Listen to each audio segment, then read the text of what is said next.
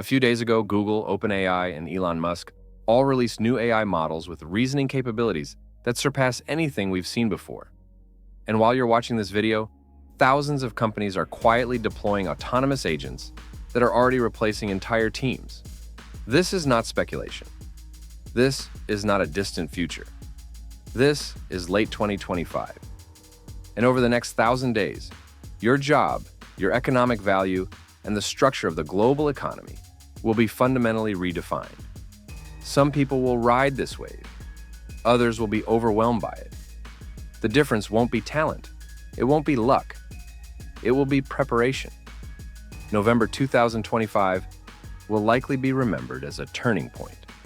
On November 13th, OpenAI released GPT 5.1, a model with reasoning capabilities that pushed benchmarks to new levels. Just days later, on November 18th, Google responded with Gemini 3, immediately integrating it directly into search on day one, something that used to take months. But the real shift isn't about chatbots, it's about agents.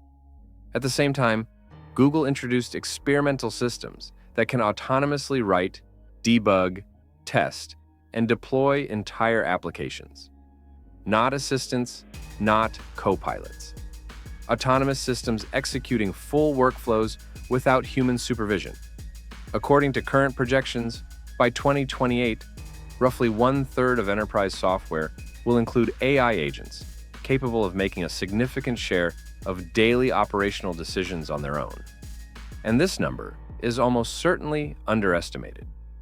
The market for autonomous AI agents already sits in the tens of billions of dollars and forecasts project explosive growth over the next decade. But what really matters isn't the market size. It's the cost curve. The cost of replicating human cognitive labor is collapsing. We are approaching a point where automating a full-time role costs less per month than a smartphone subscription. This is why hiring freezes are spreading across major corporations. Not because demand is shrinking, but because labor is being structurally replaced. There's a widely discussed example: Duolingo. Over the past years, the company crossed major revenue milestones while barely increasing headcount, relying instead on AI systems to scale output. And this pattern is repeating everywhere. IBM reports that nearly all developers are now actively working with or on AI agents. Microsoft openly states that creating agents will soon be as common as building slide decks. Google's latest systems already manage inboxes, calendars, travel logistics, and internal workflows autonomously.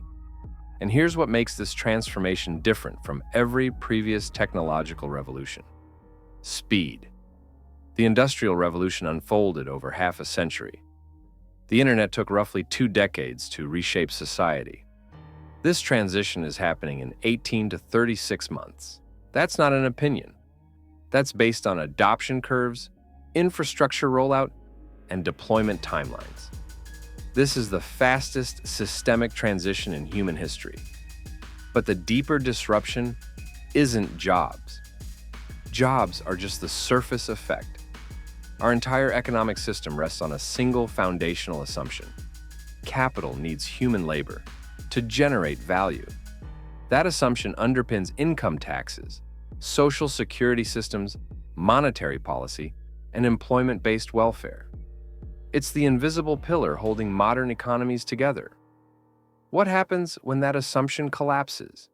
When capital no longer requires human labor to produce value at scale? This isn't just about unemployment. It's about a structural breakdown of how value, taxation, and economic participation are defined.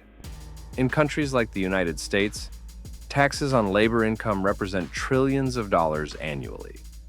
If labor participation drops significantly, that tax base erodes fast. At the same time, AI systems don't pay income tax. They don't retire. They don't consume in the same way humans do. This creates a paradox the current system cannot absorb. Meanwhile, something else is happening behind the scenes. The competition between major AI labs is no longer about who has the best conversational interface. It's about who can deploy autonomous systems into real economic infrastructure first. Search engines, enterprise software, supply chains, customer support, software development. These systems don't wait for instructions. They analyze goals, break them into steps, execute tasks, monitor outcomes, and optimize continuously. They don't take breaks, they don't get sick, and they cost a fraction of a human salary. This is why complexity is no longer a defense. For decades, people believed that complex jobs were safe. That specialization protected them. That knowledge work was immune. That assumption is now obsolete. What remains valuable is not execution.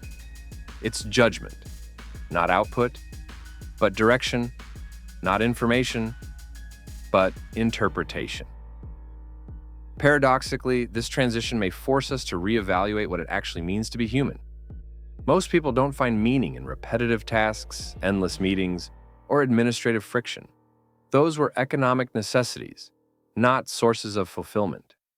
As machines absorb more cognitive labor, the remaining human value concentrates around things machines cannot replicate: nuanced judgment, taste, strategic vision, ethical reasoning, emotional intelligence, and the ability to inspire and coordinate other humans.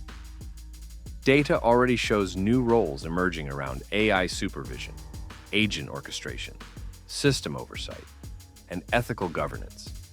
Roles that barely existed 2 years ago and are now in high demand. This isn't a utopia, it's a reconfiguration. Some propose entirely new economic models: personal AI agents acting on behalf of individuals, new forms of digital participation, or hybrid monetary systems separating computational value from human social contribution. These ideas may sound experimental, but experimentation becomes inevitable when the old system no longer scales. The uncomfortable truth is this: doing nothing is no longer a neutral position. The next 40 months will determine who adapts and who falls behind.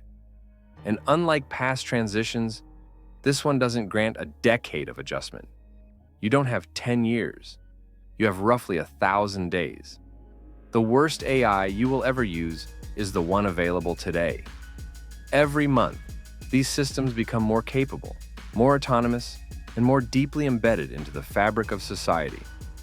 Those who learn to work with these systems, to direct them, combine them, and think strategically around them, will shape the next phase of the economy.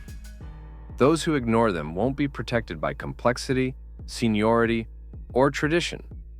This moment is historically rare. The last comparable opportunity was the early internet era. Some recognized the shift and built the foundations of the modern digital world. Others dismissed it and vanished. The difference now is speed. The future isn't arriving slowly. It's already here, and preparation isn't optional anymore. This transmission ends here. The next one is already forming. Stay aware and subscribe to Remain in the Signal.